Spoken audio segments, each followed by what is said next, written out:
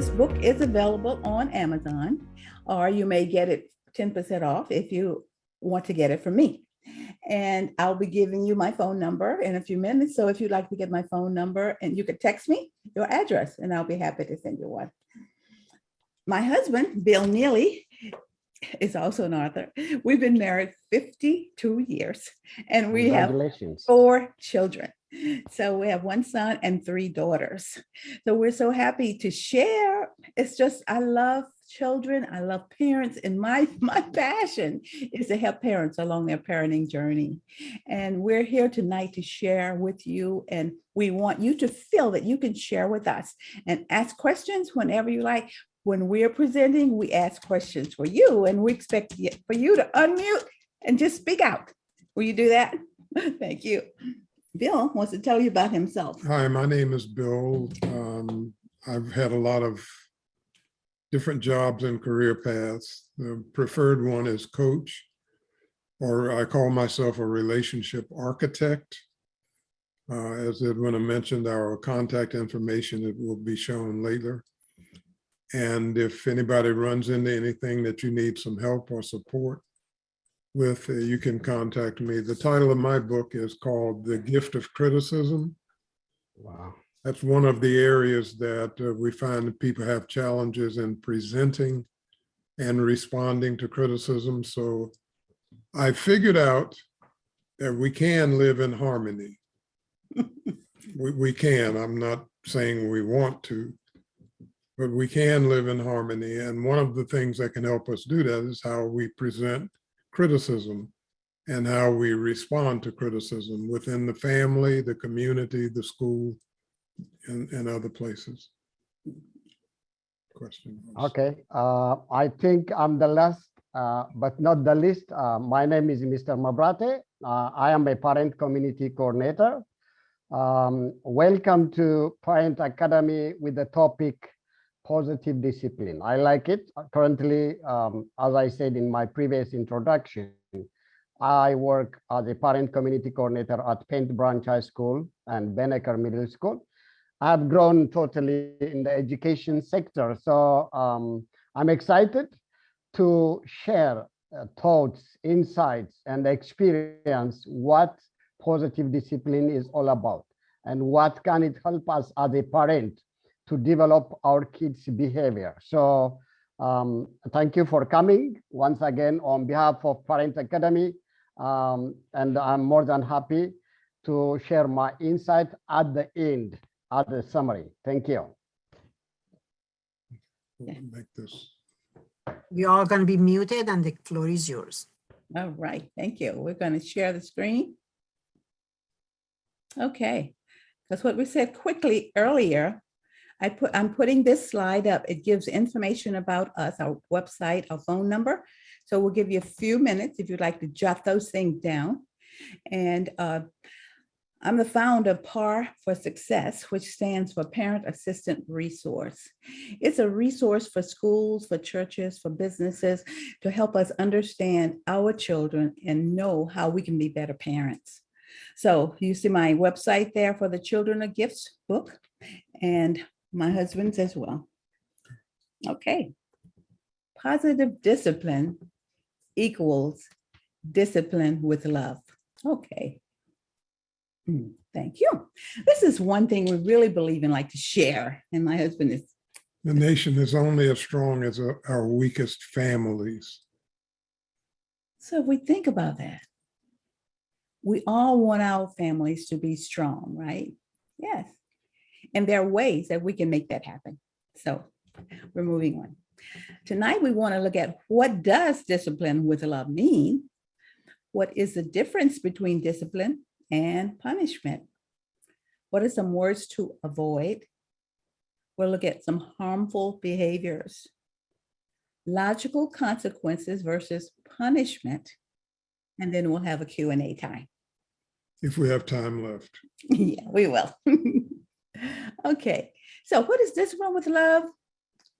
Love is the decision. Let that soak in. I decide to love. It's a decision to be respectful to myself, and to others. Love may sometimes get confused with the feelings of love. And sometimes love may not feel warm, cozy, and comfort, but it's a decision to maintain a respectful interaction. Decision. So I decide, no matter what's happening, what the behavior is in my child, to love them. And that my decision will determine how respectful I am to myself and to my child. So I believe love should permeate every aspect of our families, our home, our church, our outing, shopping, everywhere. When I'm driving, I want to show love. The other day I got this lady just blowing her horn. The light was red. I said, honey, what do you want to happen? Me to run into the car in front of me? Just love, deciding to love, no matter where we are. No, when we discipline with love, we have to think of this principle. When love is applied in all discipline, the child's self-esteem is always considered. What I'm saying to this child, will it harm or will it hurt? It's always important to consider the impact of words on our child. Impact. Keep in mind the impact. Communication, verbal and nonverbal, once it's transmitted, once it's sent, you cannot pull it back. You can apologize, you can be sorry, you can say I was wrong, but the impact is a mark or a scar on a person's being. So we like to teach as much as we can about communication skills and options so that when you do say something, you say it in a way that might lead to mutually beneficial outcomes. Because once it's out there, sorry is a sorry word. You can't say, I'm sorry, I shouldn't have said that. And I know it's one story that my husband has told me time and time again of what happens as a counselor.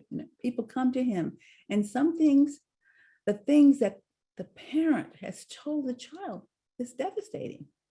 Tell them about this example, Bill. There was one mother with a teenage daughter, and they got into a heated argument, mom and daughter, teenage daughter, mother, and they started yelling back and forth to each other. And in the midst of this argument, this emotional turmoil rather, the mother blurts out, I should have aborted you. Whoa. Then it got really quiet.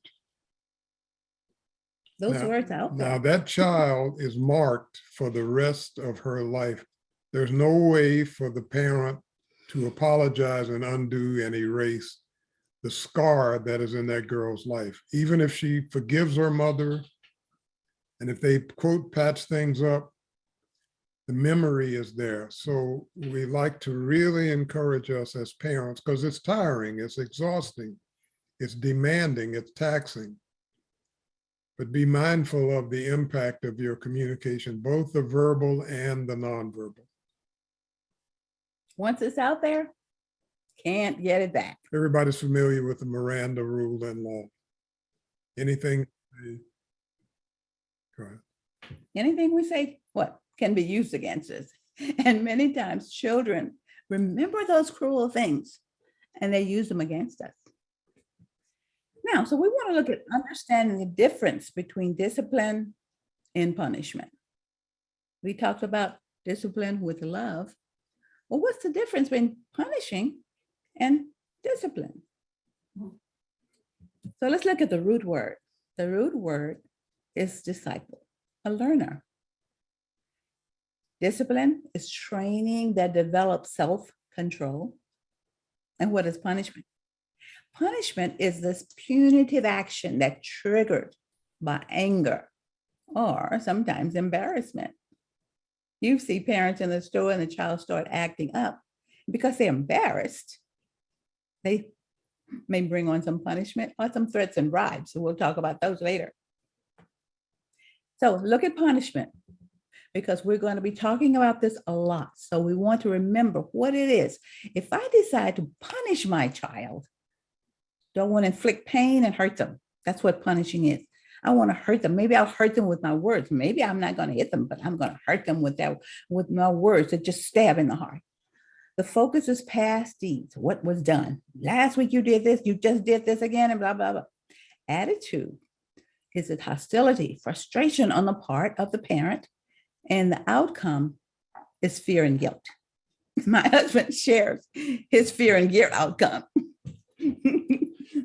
I'm 75 years old. When I was a child, my father died when I was 6.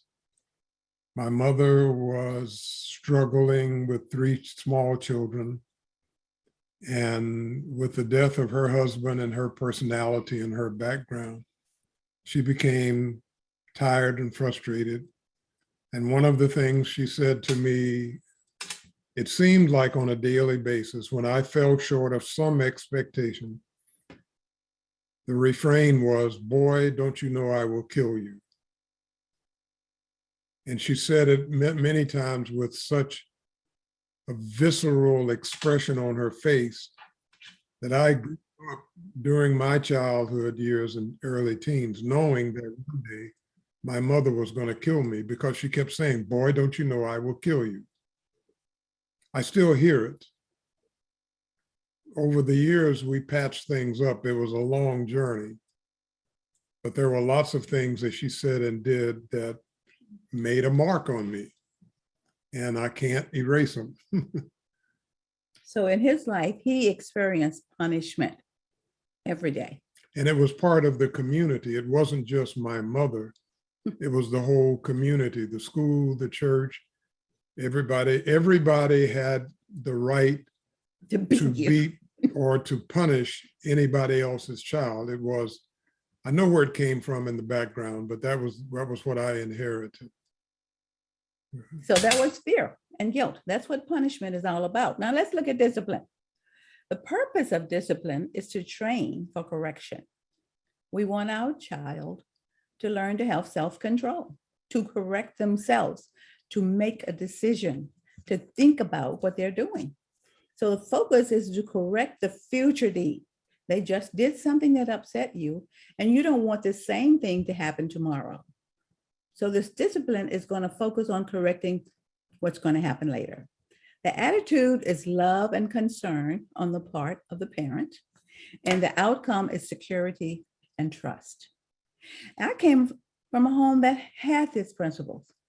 I always felt secure, and I knew I could trust my parents. My mom especially. My mom was the dominant figure in my life, and I knew that she trusted me, and I could trust her. That's discipline. Now, there's something else we do. Threats and bribes, right? Now, a threat and a bribe, what do they give? A condition. They promise something to stop a behavior. If a child is in the store screaming, and okay, I'll get you that piece of candy, stop it. That's a threat or a bribe. Which one? You're making a deal. If you do this, I'll do that. If you don't do this, I'll do that. Do you remember the little children in the store? Well, I remember a situation where a mom was visiting a loved one, and they had finished their visit. They went out to the car, and the boy wasn't ready to go. And mom is going to pull rank on him. I would say the boy was 5 or 6, 7 along in there. And the mother says she gets so frustrated. She says, "Do you want to get in the car, or do you want to go sit on the curb?" Guess what the boy did? The boy went and sat on the curb. Yeah. She gave him that choice. She was frustrated, and the words that came out of her mouth, he just took the option he wanted. Now she's really embarrassed, so she goes over to him and starts to offer him bribes. "Come on, get in the car. Let's go. It's time. I got things to do. I'll get you some ice cream." "Ice cream? I like that." So he responds. So you want to mask embarrassment sometimes when you use threats and bribes. When we have better skills and better control of our own emotions, we make better decisions with our interactions with the children.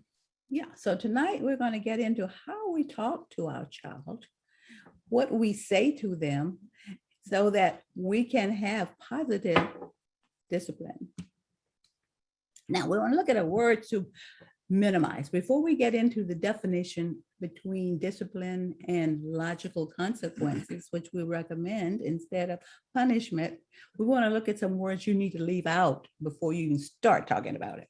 So these are words, and there's a longer list, but these are some of the dominant ones that we recommend you avoid using all the time, and that is the negatives, don't. So I'm going to do a little test on you here. Everybody ready? Don't think of the Washington Monument. I thought of it. Did you think of it? Yeah. Yeah. But I thought I spoke in at least decent English.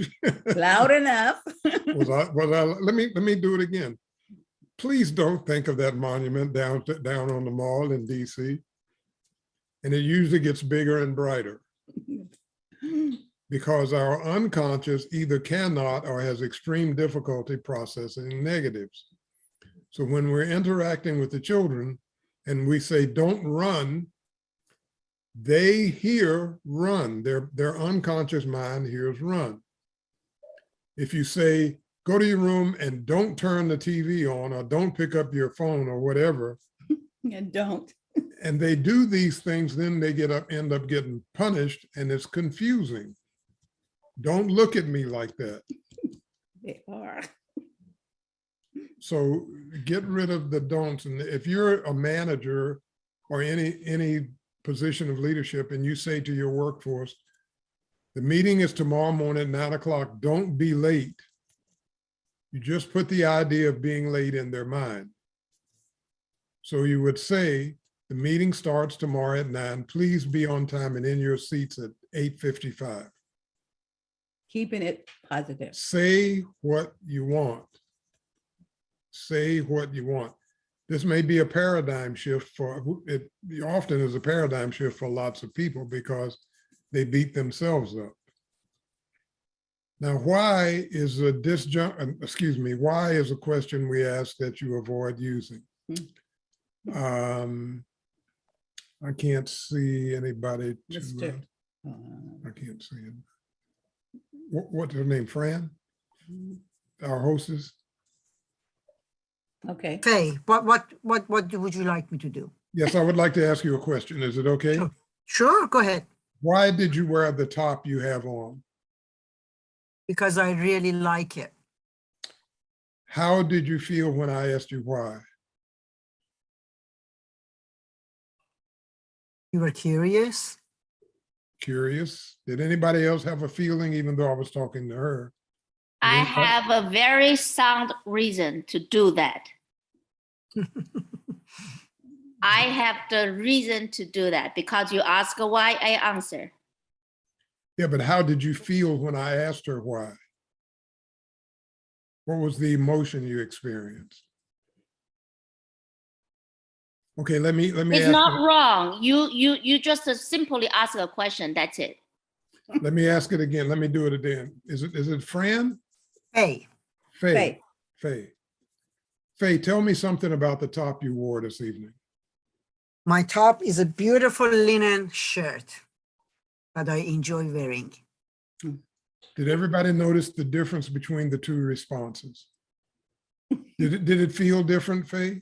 It did. It did. I think the first time would be more invading the personal parts of relationship, and the second one is basically just being very flowing, more Ah. kind.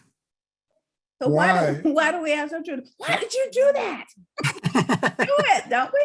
Or why didn't you do it? Correct. I see. it. Why is a question of judgment. And so the little one puts- goes, It puts the other person on the defensive and sets the stage for resistance. So ask who, what, where, when, explain, I'm interested, I'm curious, tell me something, stay away from where. I know if you're an attorney, I know that's That's your go-to question. But in relationship building and communication, we want to stay away from why. And so when our children do something, instead of saying, why did you do that? What is Bill telling us? He's telling us you could say, oh, tell me what happened. Or what's the reason this happened? So that you can get more information, just like she demonstrated. We learned more about her top when he asked The different question. The emotions were different. Her tone of voice changed. Mhm. Okay, the third one is but. But is a disjunctive conjunction. It erases what preceded it. So if you invited me to dinner and you say, how was it? And I say, oh, dinner was lovely. The gathering, the company, but the dessert left a little to be desired. What you're left with is what follows but. That's what you'll And the remember. compliment is erased. So you say to your child, I'm looking at your report card.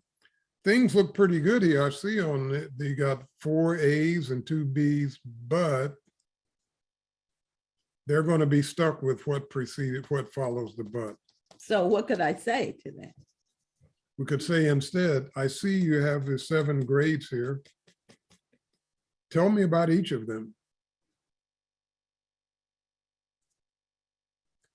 By the way, we find that good communication skills take more time, but they do far less damage. So there's less healing to correct.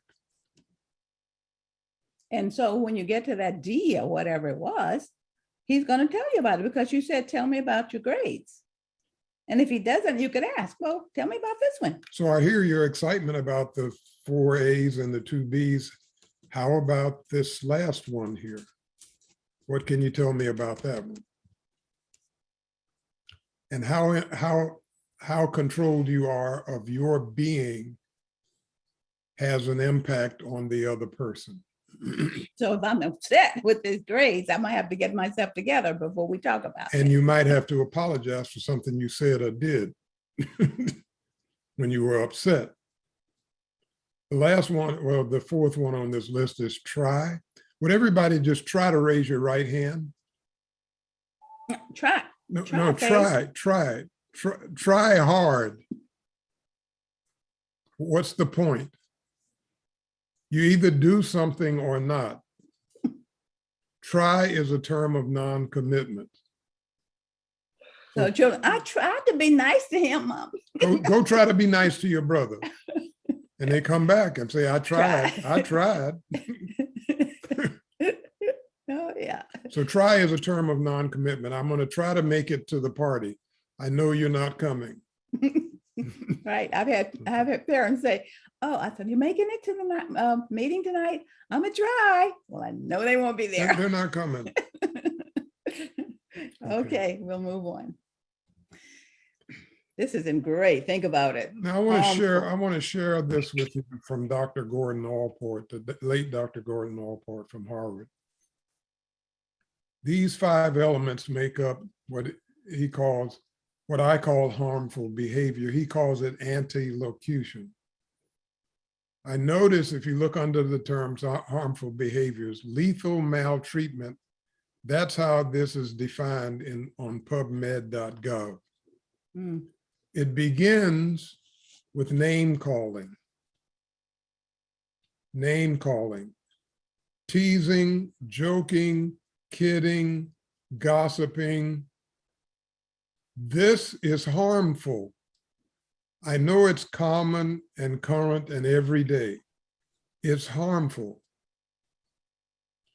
If anybody is familiar with Jane Elliott, with her study of brown eyes and blue eyes back in 1968 when Dr. King was murdered, it's worth reading, it's worth looking up as to how this teacher impacted her students based on the color of their eyes. There's nothing they can do about that, but how she interacted with them. It's a very interesting thing. Mm-hmm. Name calling leads to isolation or avoidance. Avoidance leads to discrimination, which is intentionally treating people different. which leads to physical attack. If it perpetuates and continues, it will lead to extermination, genocide, suicide. It can lead to death and destruction. So I'm very passionate about this thing that we have about, well, people are so sensitive. You know, the caricatures that Yeah, people say that. often people say they're so sensitive because it hurts. And it's the first step along the path to extermination or destruction. If you notice in political movements, political campaigns, and other interactions, they start with caricatures by making fun of people, exaggerating their features so that they become devalued in the minds of the viewer. So parents. Oh, how did this happen? Look, devalued. How can we devalue, especially if we have more than one child and we compare them? Devastation. Compare, well, why can't you be like so-and-so? He knows that he does his homework. He did this, she did. No. Name calling is like, you're rude, you're stupid, you can't ever do anything. That's name calling. Many times the child will go and isolate themselves because it hurts.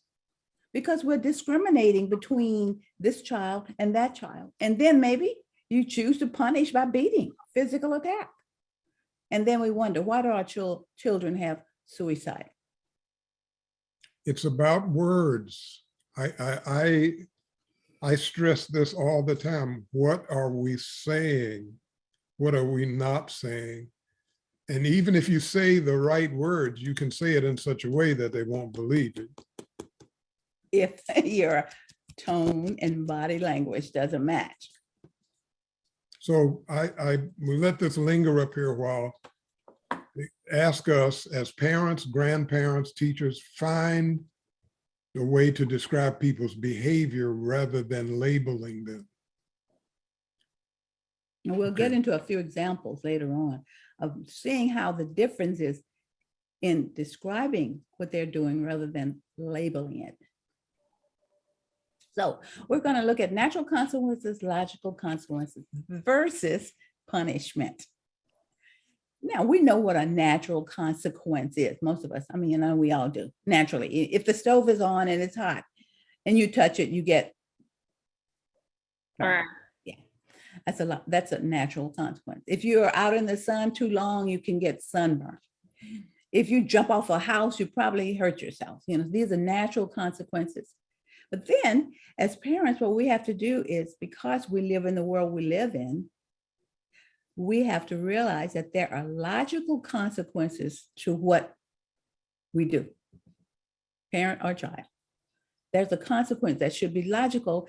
And if we want our children to understand and have self-control and self-discipline, we want to use logical consequences. So let's look at the difference in a logical consequence versus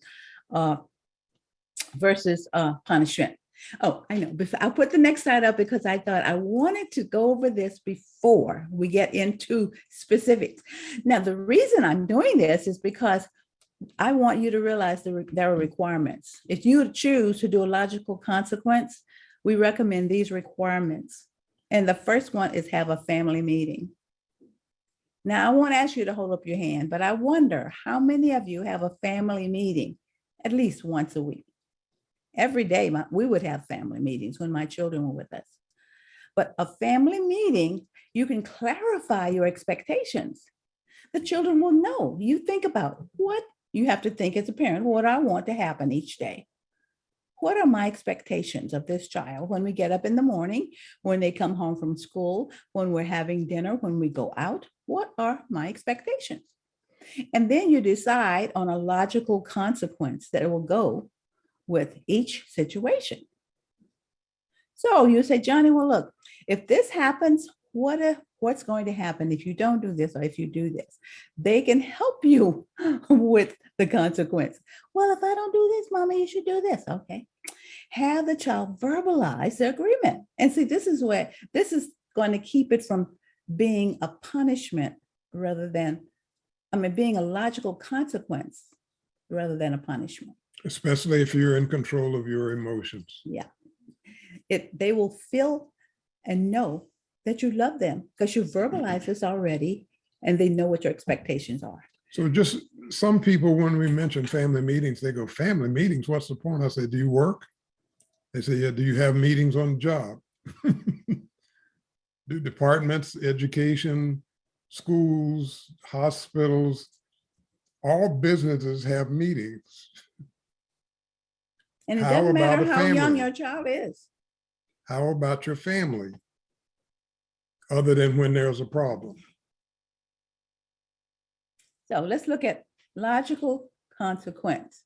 A logical consequence is a reasonable and predictable outcome as a result of a given behavior. Now, are we concerned with the relationship or more the behavior? Which one do you think? What do you say is which is more important, the relationship or the behavior of the children? What say you? Relationship. Relationship. Now, what tends to be the emphasis when we have an issue with the relationship or with it? The behavior. People tend to put more emphasis on the behavior. Right, so if this So if they behavior, learn to value the relationship, there is a better chance of preferred behavior. I'm not talking about perfection. I'm talking about easier to address and concern. and see, when you both have agreed, you have a prior understanding, this child knows what you expect when they walk in the door from school, what you expect when they get up out of their bed in the morning. You just talk about what we're going to do, this, and this, so that we can leave at 7 o'clock. And when they're both parents, or if they're split parenting, it really helps when the adults agree, so that there's not what I call the culture shock between this parent and that parent every time I visit or they have me. Yeah, so it's great to have a family meeting with all of them, right?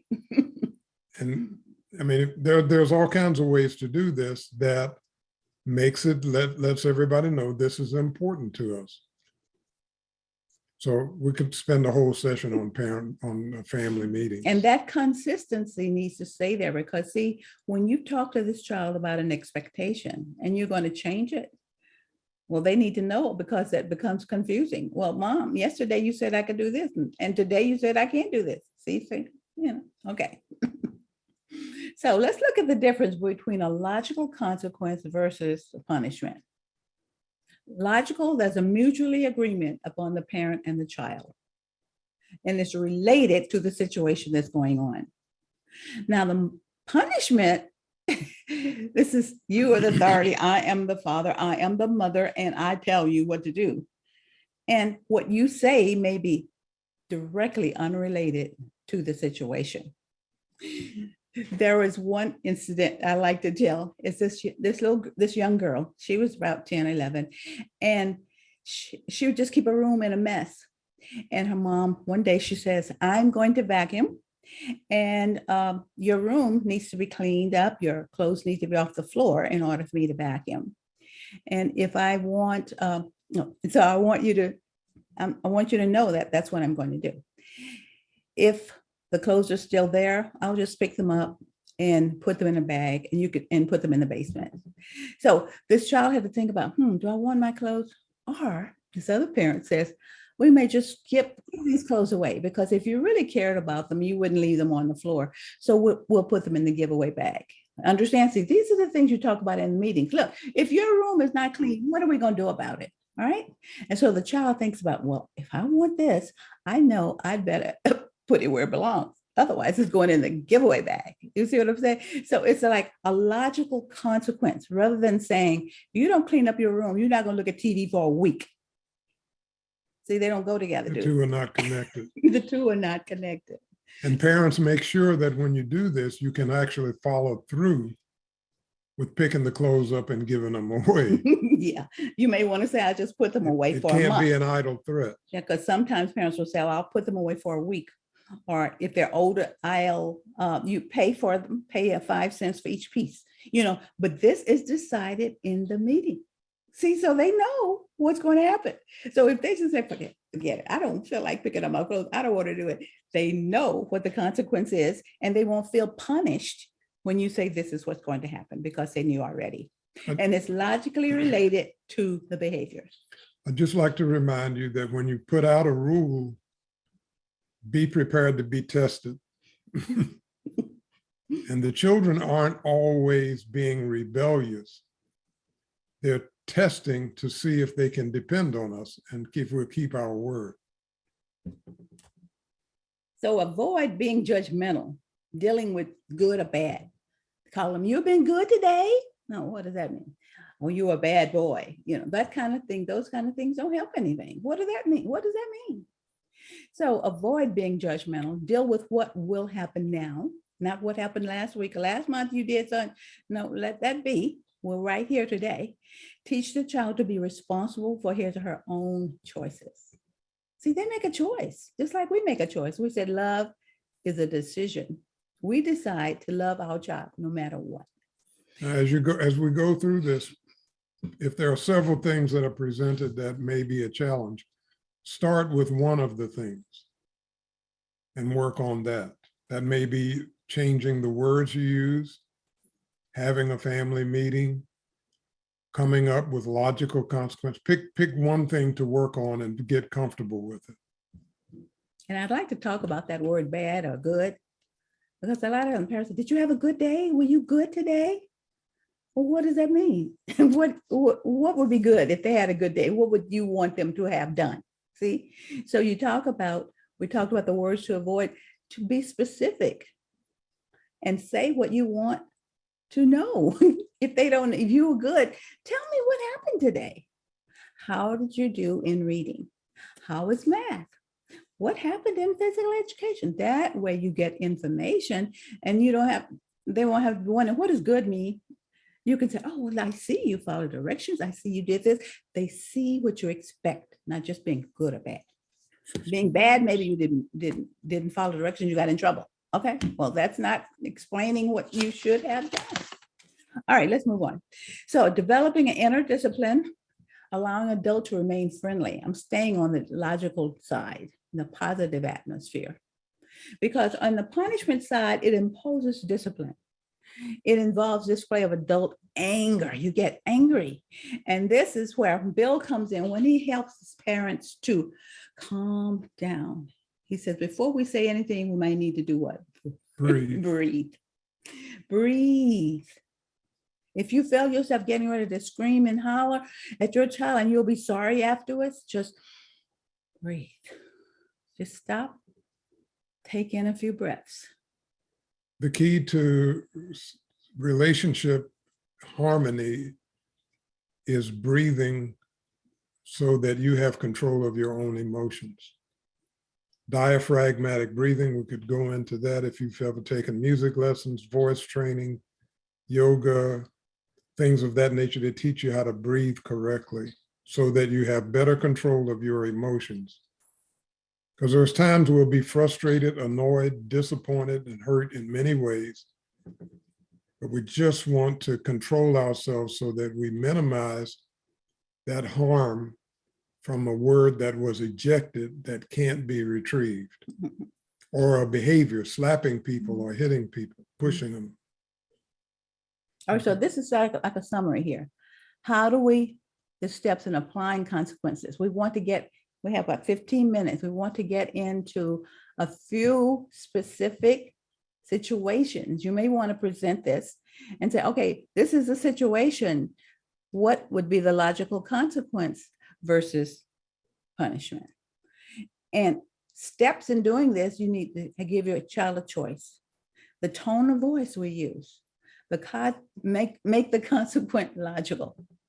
It's not like, well, you can't look at TV for a week, or you can't do this. Make it logical, all right?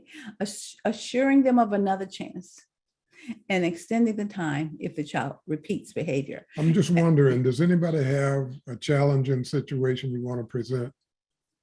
Just think about it. If you do, maybe we You can think about address it, and we'd like to get it before we end here. This one, offer the children choices only when you're willing to abide by their decisions. That's what Bill was talking about earlier. We know what we want. So the children are smart. They know what they want. So they can challenge us. So we want to make sure that the choices we offer them are choices that you already abide in. Like I had if you have a strong-willed child, say for example, and she was like 2.5 or 3, and we had a bay window you could look outside and see her playing in the sandbox. Well, she knew we had already talked about expectations. When we call you the first time, we expect you to respond. She was out there playing and it was dinner time. So I called her and I said, "It's dinner time, honey, time to come in." She just sat there playing in the sand. Well, my husband came downstairs and he didn't know I'd already told her, but it was okay. He went to the door and he said, "Honey, it's time to come in for dinner." And she kept playing. So we sat down and had our dinner. And a few minutes later, she came in and she was ready to eat. And we said, "We're just finished dinner, honey." Can you imagine? Like, whoa, she remembered what were expectations. When we called you and told you to come in, that's when you should have come in. So you can have a glass of water and you have a good night's sleep and we'll have breakfast in the morning. Now was that easy for me? But I never had any trouble with this child again because she realized that when we said something, both of us agreed, it would happen.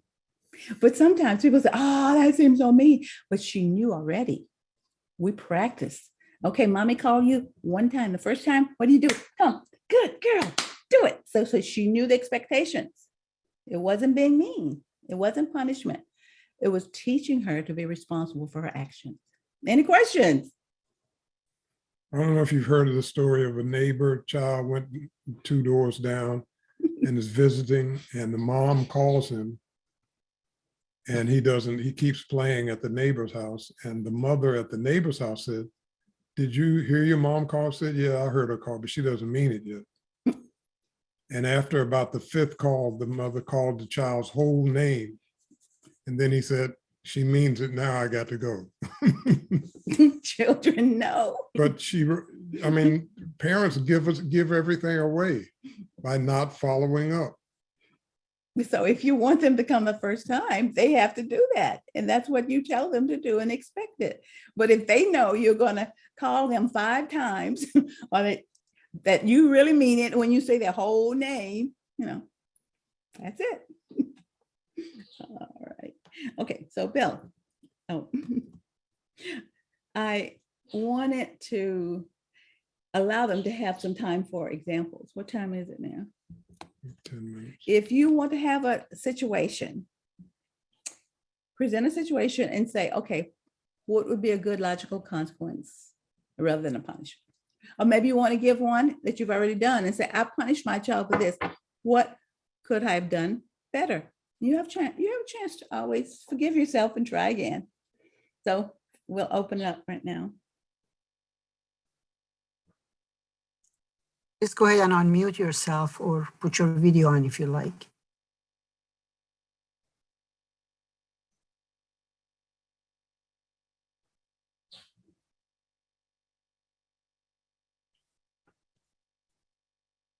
Anybody? Anybody have a situation? This is Karen. I can share, but if someone wants to go, that's okay. Go ahead, Karen. Oh, well, I guess having some trouble with a first grader listening in the classroom. He does listen sometimes, but he's been struggling and a little more defiant. And as you were talking, I was trying to think about logical consequences. I could use some help with that. Is this your child or the Yeah, my son, yes. And the teacher reports that he has difficulty listening in class?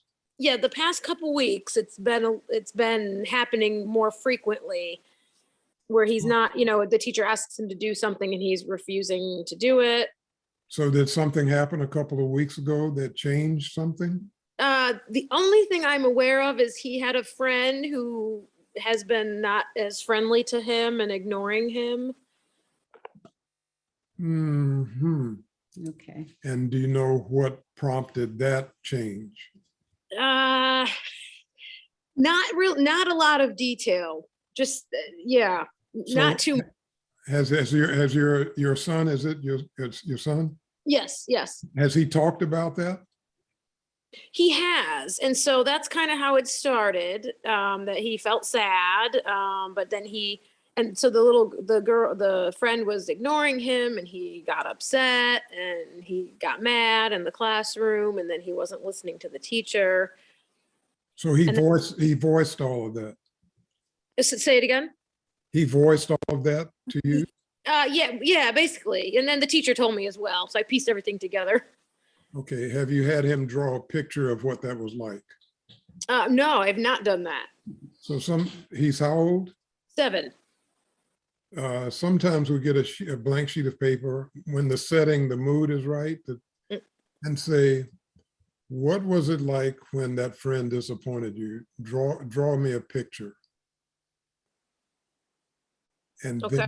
then you have to wait. There's a thing in our presentations we call the WAIT training, W-A-I-T, because sometimes we're too impatient. But children can express a lot of what's going on, and adults too, by drawing things. And we have to remember as an adult, wait, and not tell them what it is, because we may say the wrong thing. It might not be what. Please, when the child draws it, ask them to explain it. Yes. And don't say, is this a so-and-so? No, Yeah, don't. avoid asking any questions. Just take the interpretation from the child, because if you give them an exit, they're going to take it. You know what I mean? Yeah. And sometimes our answers are wrong. So when you ask him to draw this picture, you say, is that you fighting? Is that me? Is that, see, that blows everything. Just let him tell you what the picture's about. And then talk about the impact that had on him and what it's going to do to his future. So what do you want the school situation to be like when you're there in school? Okay, this happened, it was painful. You survived. And now we're going to look forward to learning more in the classroom with the teacher. And they know, so that's one situation, one scenario. But say, for example, you were saying that he wasn't listening. Is that what the teacher was saying?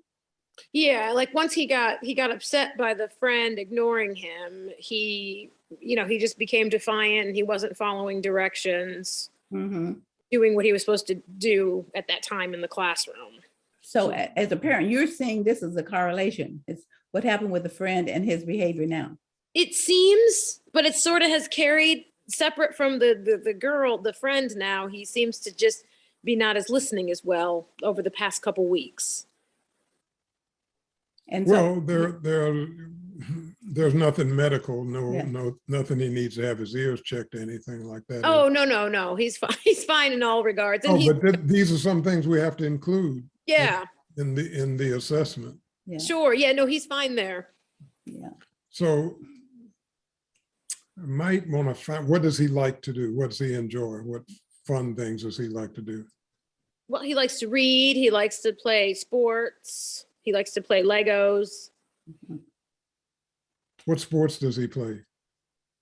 He's going to play baseball and he likes to shoot baskets. Okay, so I like metaphors as much as I can. Yeah. And there's something about sports, it's called rules. Right. If you want to play the game, you follow these rules. And depending on how mature he is, you can apply that to school. Okay. That the teacher is the coach or the referee or whatever, sport you want to use. Yeah. And say, in order to be good at this, this is what's required. So if you want to play good at baseball and you're at bat, people are yelling and screaming and all that, and you zone them out and focus on the ball. Is that right? Or you're at the free throw line and people are yelling at you, but you're so focused that you can go ahead and make your shot with all of this noise. So you can do this in school. Okay, very good. Thank you. Is there any suggestion for Oh, excuse me. consequence for if he's not listening to the teacher? Like, I can't think of a consequence, like a logical. Well, I would want to interview him. And so this gets into some observations. Are there other children in the home, in the family? There's a 5-year-old. Okay, so when you have time with the child you're referencing, 7, you said he was 7? Yeah, they're both boys, 7 and 5, but the 7 Okay. is the one having the issue. so he's having the issue. So when you sit down and explain to him or talk to him about the issue, notice his body language, his behavior, his breathing, his Mhm. posture. There's a lot we could teach parents just by observing their children Mhm. without saying anything. And then find out what's the challenge he has with listening to the teacher. When the teacher says something, what do? And now you have to wait for him to get the courage to actually tell you. And stay away from arguing and using, don't you do that again, Yeah, remember? if you- Right, yeah, if you yes. say to him, don't do that anymore, you just reinforce You it. just remember, forget that word. Throw Right. don't out. Yeah. Okay. What's your occupation, your livelihood? No, I am a social worker. I work with adults. Ah, okay. Okay, someone else? Thank you so Thank much you. for sharing. Thank you. Thank you. I think I can say a quick tip for Karen. MCPS also has so many professionals like counselors. You can also talk to our school counselors how Yes. to address those issues. Yes. Yeah, thank you. Thank you so much. Yeah, it's my pleasure. Thank you.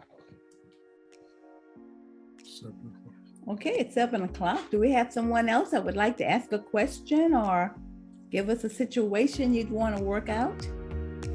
Oh, the time is up. The time is Yeah. up.